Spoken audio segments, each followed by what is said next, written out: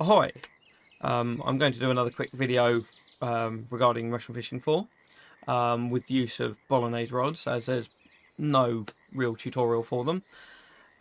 Basically, they are the equivalent of a telly stick with a reel.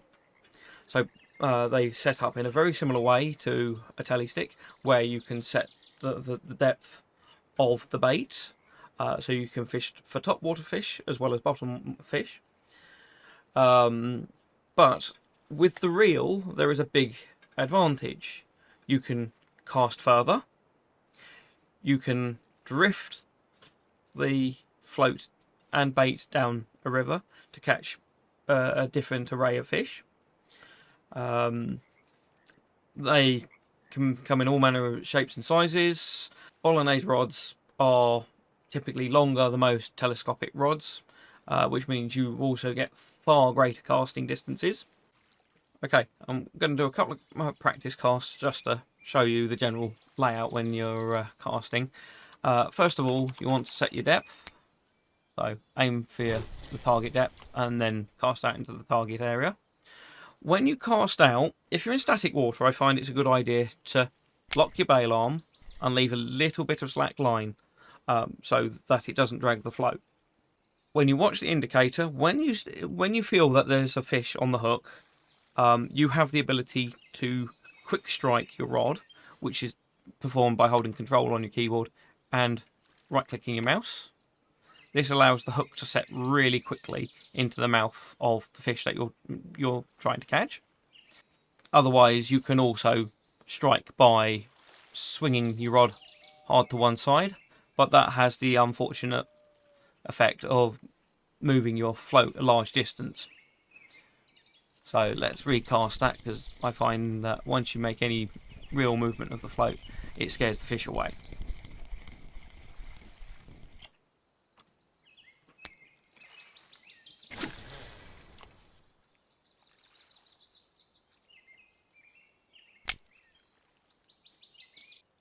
With topwater fishing, it's pretty much the same thing.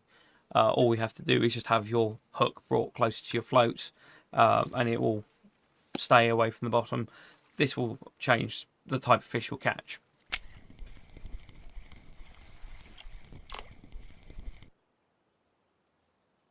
Okay, so let's have a quick look at trotting with the Bolognese.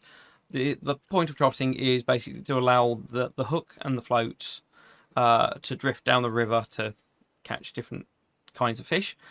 Ideally, you will want to look at the map to just check the water's depth, because you want to make sure the hook stays off the bottom. You can trot dragging the hook along the bottom of the river.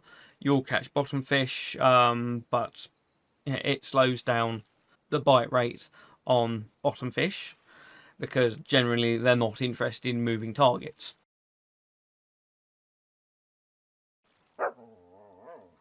Shut up, dog.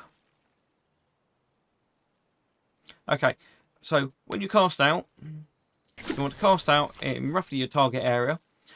If you're only trotting short distances, it's okay to lock the bail arm, but you also want to remember that you need to keep a certain length of line for hooking the fish. So I think I might have hooked something here. Hopefully I have. Probably only something little like a bleak. Hey, there we go. First one of them I've caught for a while. Or at least since the qualifications got introduced. So, on short casts and short trots, you can let your bail arm lock itself. If, for example, you wanted to drift longer distances or past your own body, you would just not lock your bail arm. If your bait is dragging along the bottom, though, the game doesn't recognise it as drifting with currents. It's a little bit awkward, and certain achievements on the qualifications don't quite register. But whilst the bail arm's open, you literally have the ability to have your float carry on as far as your line will let you.